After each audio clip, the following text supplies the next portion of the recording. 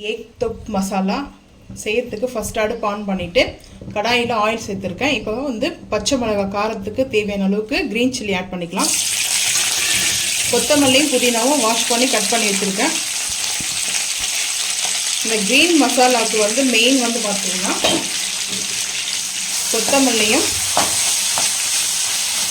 புதினாவும்.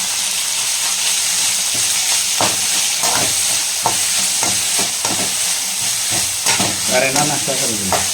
ரொம்ப சிம்பிள் தான். ரெஸ்டாரண்ட் ஸ்டைலில் வந்து டேஸ்ட் அல்டிமேட்டாக இருக்கும். இந்த க்ரீன் மசாலா வந்து எக்கு மட்டும் இல்லை, சிக்கன் மட்டன் செய்யலாம், ப்ரானும் வந்து ஆட் பண்ணலாம், ஃபிஷ்ஷு கூட செய்யலாம், ஃபிஷ் கிரேவி கூட செய்யலாம். இதெல்லாம் நம்ம வந்து க்ரீன் மசாலா வந்து ஆட் பண்ணுறோம். க்ரீன் சில்லி லைட்டாக ஷார்ட்டேஜ் ஆகணும். ரொம்ப ஷார்ட்டேஜ் ஆகுது பார்த்தீங்கன்னா ஓவர் குக்கிங் பண்ணலாம். ஆச்சு பாருங்கள், ஷார்ட்டேஜ் பண்ணிட்டோம். ஸோ நல்ல ஒரு ஃப்ளவர் டேஸ்ட்டும் சூப்பராக இருக்கும். இப்போ அடுப்பு வந்து பார்த்தீங்கன்னா ஆஃப் பண்ணிடலாம். இது கம்ப்ளீட்டாக வந்து சில்னஸ் ஆனதுக்கப்புறம் பேஸ்ட்டாக வந்து அரைச்சி எடுத்துகிட்டு வந்துட்டு பார்க்கலாம் வாங்க. மசாலா வந்து பண்ணுறதுக்கு பார்த்தீங்கன்னா அடுப்பு ஆன் பண்ணிட்டு இந்த மாதிரி ஃபேன் வச்சுருக்கேன். ஆயில் வந்து கொஞ்சம் கூட சேர்த்துருக்குங்க. ஆயில் கொஞ்சம் கூட தான் இருக்கும். ஸோ அதுக்கப்புறம் வந்து பார்த்தீங்கன்னா கீ ஒரு ஸ்பூன் அதில் ஆட் பண்ணிக்கலாம். அதான் அந்த கலர் அப்படி இருக்குது. ஸோ இப்போ சோம்பு வந்து பார்த்தீங்கன்னா கொஞ்சமாக சேர்த்துக்கலாம். சோம்பு நல்லா பொரிய ஆரம்பிக்குது. இந்த மசாலாலாம் செய்யணுன்னா கொஞ்சம் ஆயில் வந்து தூக்கலாக இருந்தால் தான், கொஞ்சம் கூட இருந்தால் தான் நல்லாயிருக்கும். ஸோ அதனால் ஆயில் கூட தான் சேர்த்துருக்கேன். இப்போ ஆனியன் வந்து சேர்த்துக்கலாம்.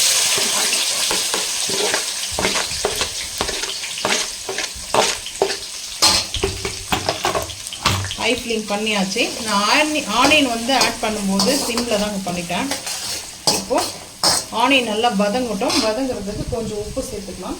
தேவையான அளவுக்கு கல் உப்பு இப்போவே ஆட் பண்ணிக்கிறேன்.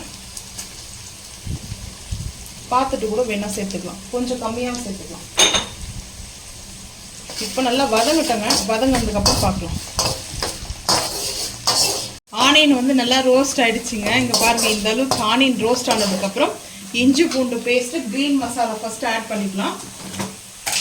அதுக்கப்புறம் டொமேட்டோ இஞ்சி பூண்டு பேஸ்ட்டு வந்து 1 teaspoon ginger garlic paste add பண்ணிவிட்டு ஆயிலே பாருங்கள் ரோஸ்ட் ஆகணும். ஸோ இந்த டைமில் வந்து பார்த்தீங்கன்னா க்ரீன் மசாலா ஆட் பண்ணிக்கலாம். நேச்சுரல் க்ரீன் மசாலா பேஸ்ட் மாதிரி வந்து பார்த்தீங்கன்னா நம்ம அரைச்சிட்டு வந்துருக்கு இல்லையா, அதை ஆட் பண்ணிக்கலாம்.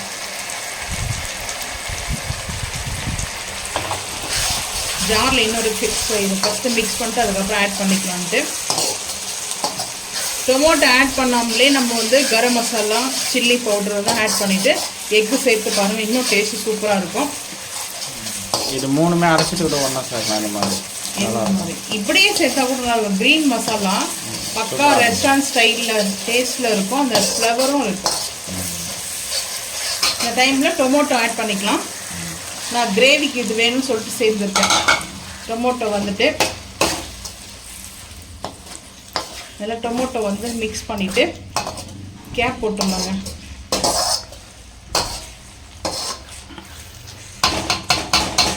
ஸோ இப்போ கேப் போட்டுட்டு ஒரு 5 நிமிஷம் ஓப்பன் பண்ணி பார்க்கலாம். டொமேட்டோ வந்து பார்த்திங்கன்னா நல்லா குக் ஆகிடுச்சிங்க. இந்த அளவுக்கு மசிற அளவுக்கு வந்து குக் ஆகிடுச்சு. ஸோ இந்த டைமில் வந்து பார்த்திங்கன்னா ரெட் சில்லி பவுடர் வந்து ஆட் பண்ணிக்கலாம். க்ரீனாக தான் இருக்கும், நல்லா க்ரீனாக இருக்கும். இன்னும் தேவையானா உங்களுக்கு வந்து கொத்தமல்லியும் புதினாவும் வந்து கூட ஆட் பண்ணிக்கோங்க. ஸோ இந்த டைமில் வந்து பார்த்திங்கன்னா கொஞ்சமாக ரம்பா லீஃப் வந்து ஆட் பண்ணுறேன்.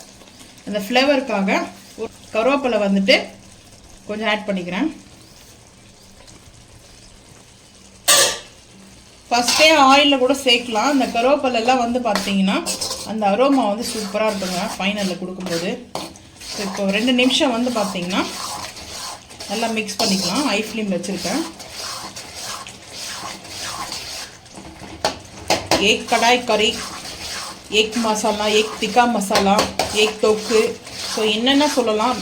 மலாய் கிரேவி, மலாய்க்கு வந்து ஃப்ரெஷ் க்ரீம் மட்டும் ஆட் பண்ணிக்கோங்க, செம்மையாக இருக்கும். ஸோ இப்போ இந்த டைமில் வந்துட்டு காஷ்மீரி மிளகாய் பவுடர் வந்துட்டு 1 டீஸ்பூன் ஆட் பண்ணிக்கிறேன்.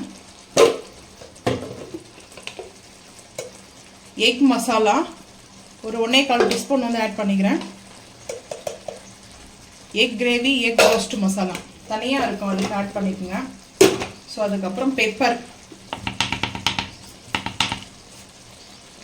வந்து ஒரு 2 பிஞ்ச் அளவுக்கு ஆட் பண்ணியிருக்கேன். நல்லா மிக்ஸ் பண்ணிக்கலாங்க ஹை ஃப்ளேம் பண்ணிவிட்டு. எக்கு பாயில் பண்ணி வச்சுருக்கேன், அப்படியே ஆட் பண்ணிக்கலாம். இந்த ஃபுட்டு சீக்கிரமாக வந்து டைஜஷன் ஆகும், டேஸ்ட்டும் சூப்பராக இருக்கும், அல்டிமேட்டாக இருக்குங்க. ட்ரை பண்ணி பாருங்கள். ஆனால் எக் மசாலா பொடி வந்து ஆட் பண்ணுங்கள். எக் மசாலா வந்து ஆட் பண்ணிங்கன்னா அந்த டேஸ்ட்டு அப்படி இருக்கும். ஸோ இப்போது ரெடி ஆகிடுச்சு. எக்கை வந்து பாயில் பண்ணி வச்சுருக்கோம். எக்கை அப்படியே வந்து பார்த்திங்கன்னா சேர்த்துக்கலாம். ஆட் பண்ணியாச்சு. இப்போது சிம் பண்ணியிருக்கேன். ஒரு 5 நிமிஷம் வந்து பார்த்திங்கன்னா லோ ஃப்ளேம்லேயே இருக்கட்டும்.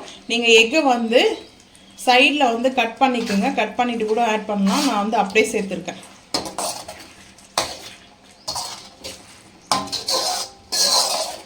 ஒரு 5 நிமிஷம் கழிச்சு பார்க்கலாம் வாங்க. ஃபைனலாக நம்மளுக்கு வந்து ரெடி ஆகிடுச்சு. அடுப்பு ஆஃப் பண்ணிட்டேன். அடுப்பு ஆஃப் பண்ணிட்டு இங்கே பாருங்கள், நம்மளுக்கு அந்த ஆயிலு கீ ஆட் பண்ணோம் இல்லையா, நல்லா ஒரு திக்காக மசாலாவாக சூப்பராக இருக்குது. என்னுடைய ஃபேவரெட்டு எப்போவும் வந்து பார்த்திங்கன்னா பட்டர் நான் தான். பட்டர் நானுக்கு பரோட்டா என்னோடய ஃபேவரெட் இல்லை, பரோட்டாவுக்கு சைட் டிஷ்ஷாக செம்ம டேஸ்ட்டு சூப்பராக இருக்கும்.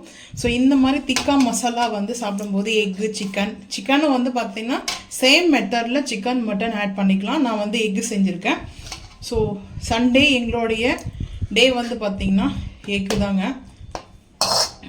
சண்டே வந்து ஒரு 2 வீக்காக வந்து நான்வெஜ் வராது. ஸோ அடுத்த வீக் வந்து பார்க்கலாங்க, முடிஞ்சால் ஒரு 3 வீக்குக்கு வந்து சண்டே பிளான் பண்ணியிருக்கோம் நான்வெஜ் வேண்டான்னுட்டு. ஸோ இங்கே பாருங்கள் எப்படி இருக்குது சொல்லிட்டு சூப்பராக இருக்குது. பிளேட்டிங் பார்த்துக்கலாம் வாங்க. இப்போ இந்த ஒயிட்டில் வந்து பார்த்திங்கன்னா அந்த பிளேட்டில் வந்து இந்த கிரேவியோடு வைக்கிறேன் 2 எக்கு. ஸோ சூப்பராக இருக்கும், சான்ஸே இல்லைங்க. Taste wise ultimate. நல்ல ஒரு சூப்பரான மசாலா. நம்ம இந்த ஆயில் கீழே ஆட் பண்ணதெல்லாம் பாருங்கள் எவ்வளோ சூப்பராக இருக்குது சொல்லிட்டு.